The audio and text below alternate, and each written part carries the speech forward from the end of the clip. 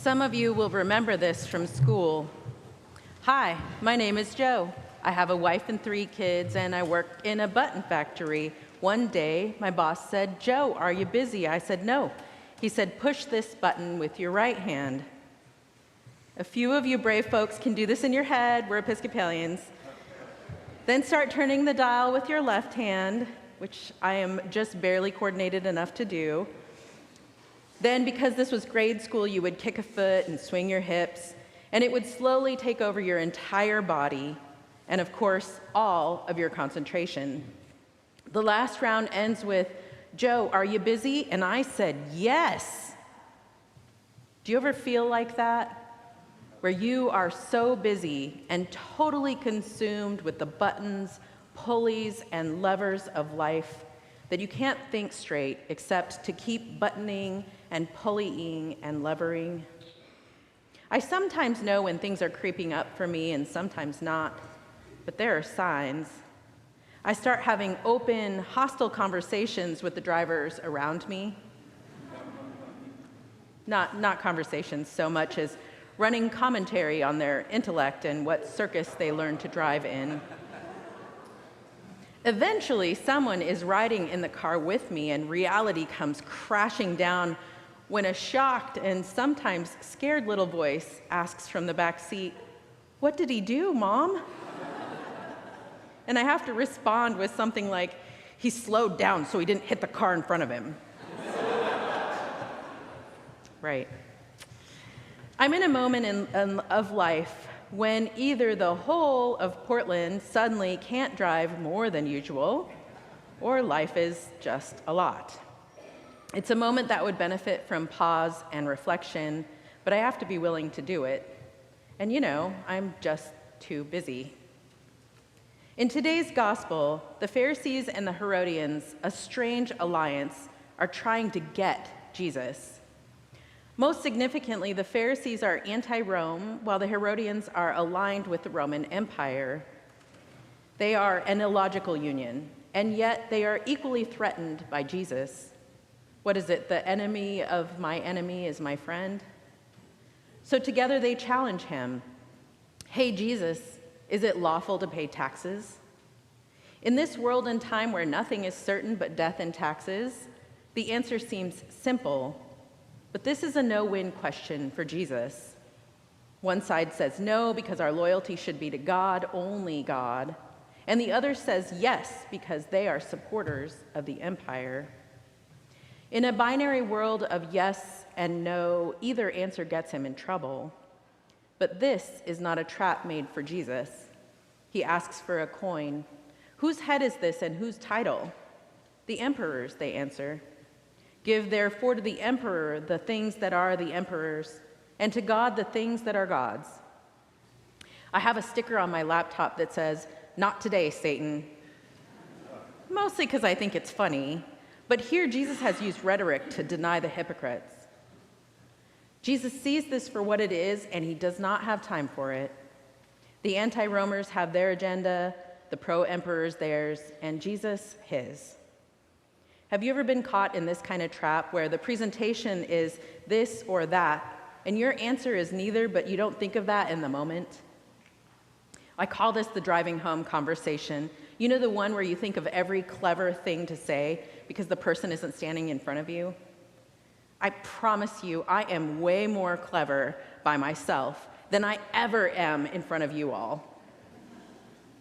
But here Jesus comes in for the win. He answers their question with the right answer. Give to the emperor what is his, and to God what is God's.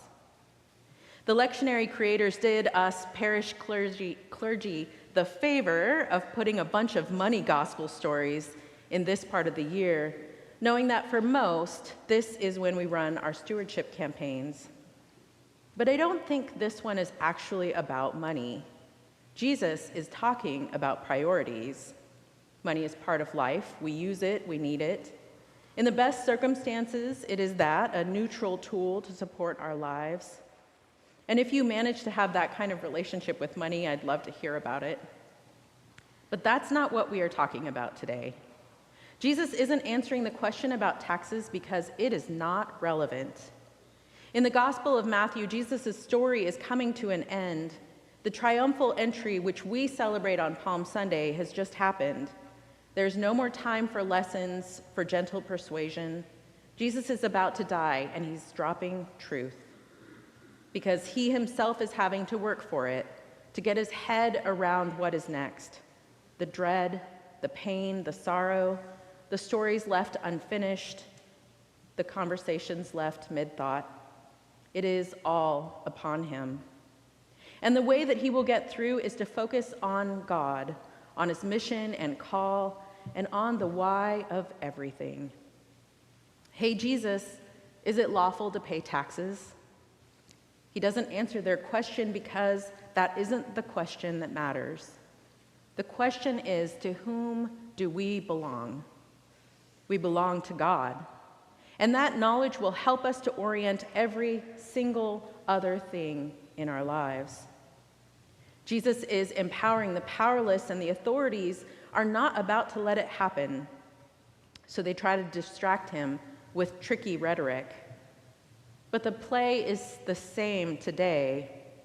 We don't have to look far for enough distractions to fill a Sunday or a lifetime. Video games maybe, but also chronic pain, paralysis from the enormity of the world's suffering, a history of trying and failing, loneliness, having too much or too little, busyness.